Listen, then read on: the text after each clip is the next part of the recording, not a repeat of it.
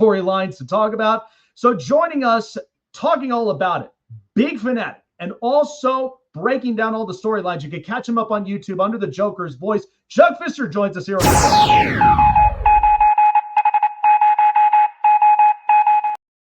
Well, let's start right there. Monday Night was arguably, I mean, I love John Cena. The minute he came into the scene, and the minute that he came in and, you know, his whole script, the kind of wrestler that he was, and what it gave to a lot of people was just immaculate. And then we come up to this point where Monday Night Raw, the last and final one of his career, I thought was outstanding. Like, it was a good show. Is there anything that you may have bring up, like some reminiscence when we think about John Cena? Because to me, I'm gonna miss him up and down to the ring. But I think it's been coming to that point because sometimes wrestlers, they just feel it in their bodies. Right. But initially, you kind of want to end this in a great, like an immaculate story in the end. Right. And this is kind of where, in my personal opinion, the WWE has kind of fumbled this entire year, winning the Elimination Chamber, doing the heel turn on Cody Rhodes, which led to a real bad storyline that didn't exactly play out like it was supposed to. Thanks a lot, Dwayne Johnson, to a very lackluster main event at WrestleMania, which led to a 5-month heel run, which really went nowhere. It's since the turn back to babyface at SummerSlam that we've been starting to see these better matches come in. I think highlighted by the event Crown Jewel down in Australia, the match with AJ Styles, where it was just an homage by AJ to people he worked with TNA by doing certain signature moves. He was doing Chris Angel's Angel Wings. He did the finishing move by Frankie Kazarian. When John Cena hit Sister Abigail onto AJ Styles and the tribute to Bray Wyatt, and when the fans got their lights out and the fireflies were out, and even John had to take a moment and just take that moment in, look up, kind of recognize Bray. As someone who was a huge Bray Wyatt fan and everything he did with the Wyatt family, the Firefly Funhouse, that was a big moment for me. Now, going into his final episode on Raw, Madison Square Garden, a week before, he faced off with Dominic for the Intercontinental Championship at TD Gardens, his hometown. We get the what's going to happen next. He's going to have a rematch with Dominic at Survivor Series next weekend, the 29th in San Diego, Dominic's hometown. And we're going to, what should happen is Dominic should go over and get the IC title back. That takes us into Saturday night's main event, December 13th, Washington, D.C., for his final match. Now, one thing we've known about John Cena over the years, he's never really lobbied for anything. He's never politicked to work with someone, get a certain match, get a certain result. But for his final appearance as an in-ring performer, he wanted this to be main roster, showcasing the talent of NXT. Yeah. So we had their tournament, which I was a little upset. 16 people going across all the brands, Raw, SmackDown, NXT, only picked one person from NXT to be in the tournament. Why bother at that point? But his final match, the winner of the tournament should be Gunther. He's already retired. Gunther's already retired Goldberg. And I think this is going to be part of Gunther's gimmick going forward. Whereas Randy Orton was the legend killer, Gunther is going to be the career ender. Yeah.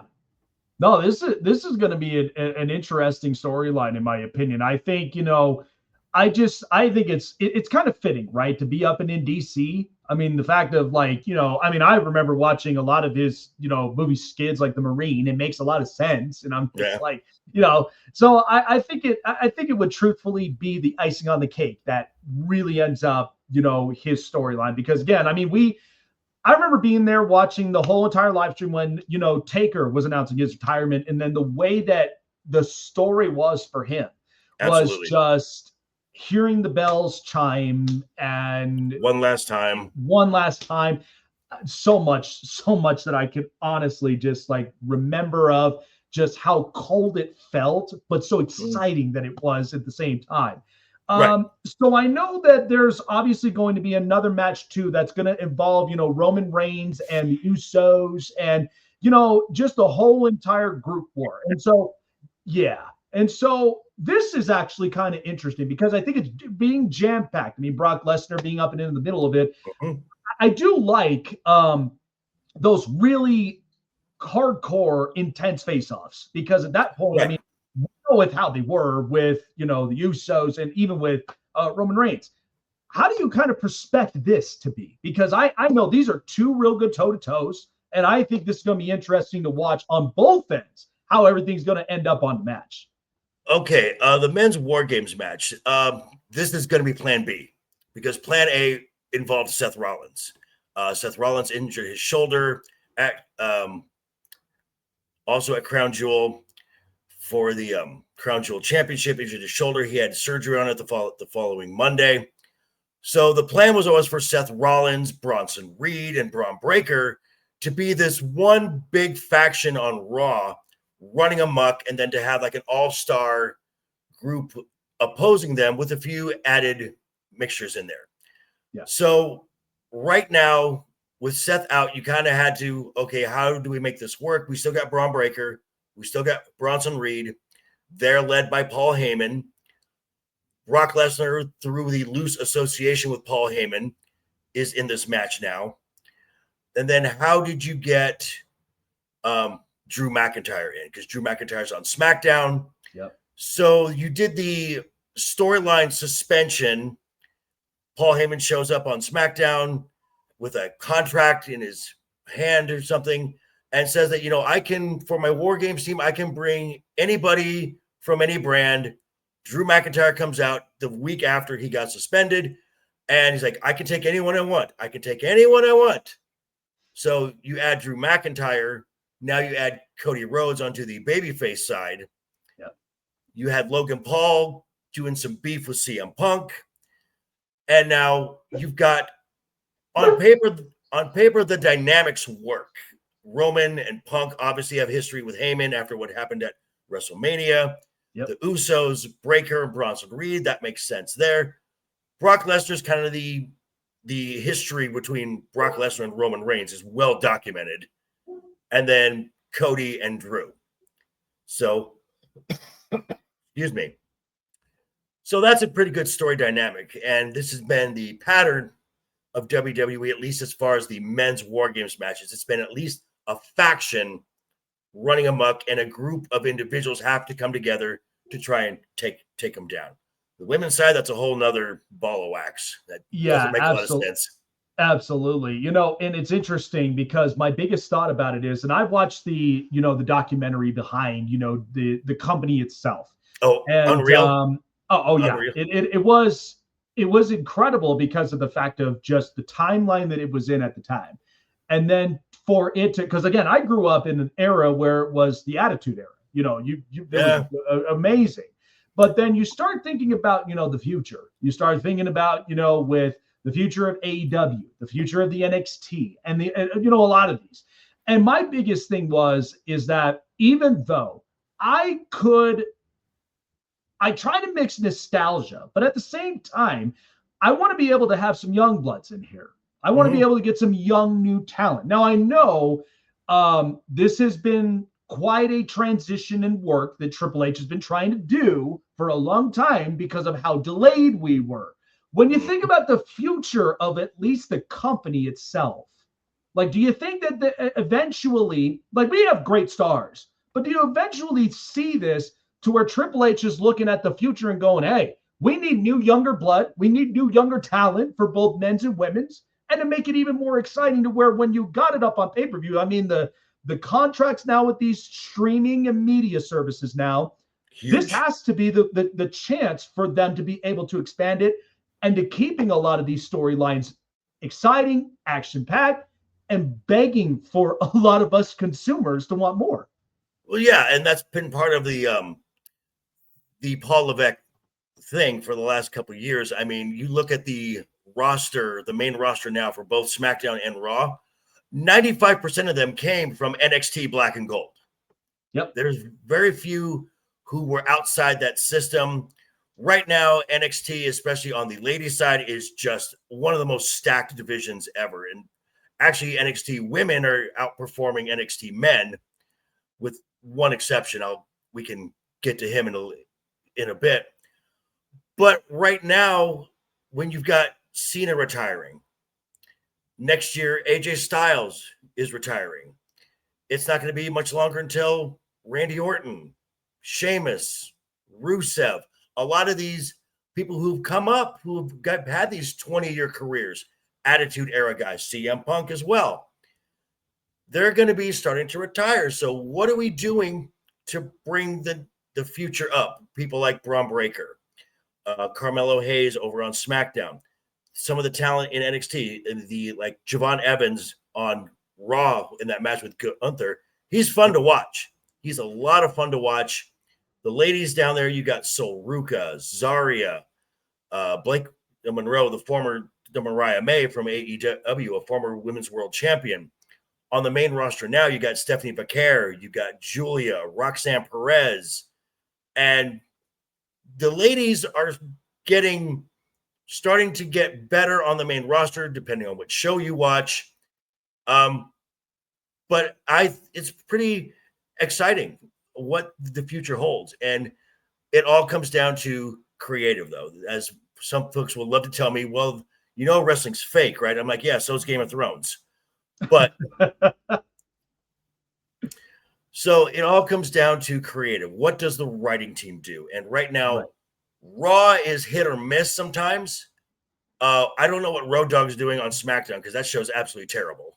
Yeah. That's just my opinion. But as you talked about the streaming, Raw here in the United States is on Netflix. Now, Netflix is in a 10-year, $5 billion deal with the WWE. So they kind of dictate who's going to be on their show. So the roster on SmackDown is not as deep. You get a few key injuries in there, like a Jacob Fatu, a Bianca Belair. Your storylines go, and then your roster is not as deep. So you're having to play plan B, this patchwork stuff, and the show suffers. Yeah. Yeah. No, and that's one of the biggest things. It's all about consistency, because it's like the more I dig in, I even think about this. I watch series all the time. I just recently had just watched the last episode of Tulsa King. I want to be drawn in the story. Right. The more I get consistent with that, and the more that I get drawn on, I know as a consumer, it was money well spent. And at the same time, it's like, we can watch up a lot because, especially here up in Colorado, you get a bunch of these matches up here as well. And you think about, what is the story leading into? Right. What is that all going to be laid into? Because again, I want to be back up in my hometown in Vegas for WrestleMania or Money in the Bank or even SummerSlam. The last event, I will tell you, the last event I ever been to was in 21 during SummerSlam. And that the best matches I've watched. Edge against Seth Rollins. It was the most amazing one because with Edge coming out to Brood, it was like, oh my goodness, I couldn't even believe my eyes. And the whole crowd is jumping to it. And then watching Cena against Roman Reigns, that had to have been kind of a heartbreaker for some to see that, but it was still great because it was telling you Roman is him. But what did throw me off was how Brock Lesnar came out of nowhere. And I'm just like, okay, this is a totally different story now. But I feel like we need a little more of that. And that SummerSlam also started off with a bang because you were going to have a Raw Women's Championship match. It was supposed to be Bianca versus Carmella. Carmella was not cleared medically. All of a sudden, you hear Becky Lynch's music, who had just come back from having her daughter. Massive pop. Massive pop for that. Yeah, no, that was incredible. But you mentioned going to the live events. Just from my own experience last year, we had WrestleMania 41 out here in Las Vegas. Yep. And I'm not going to lie, I would have loved to have gone to WrestleMania, but I'm not going to spend $800 for a nosebleed seat. No, no way. But for NXT Stand and Deliver, it was a little early in the morning on a Saturday, but I'm 9 rows off the ring for $120. I'm like, I'll spend that and I'll invest in the future of the company. Yeah. No, I agree with you there. I mean, like I said, my hometown up in Vegas, I loved the way that Allegiant Stadium was booming all up and into that night, but for $800 on a nosebleed, give me a break. I ain't even going to be going up through there. And it's coming back, next year, and prices will go up again. Guaranteed. Oh, of course. Cannot even imagine it. Chuck, I appreciate you for coming on by. I don't do this a whole lot, but this is always a lot of fun of like a twist and turn up on the show. But I mean, hey, we got a lot of wrestling fans ourselves, and so to add that, I think you put in another milestone up and in there. So appreciate you coming on by. Love your work up on it, guys. Check him out, The Joker's Voice. If you need to know more about storylines and more of the breakdowns of all your favorite wrestlers and all the wrestling stories, that's where you go to up from there.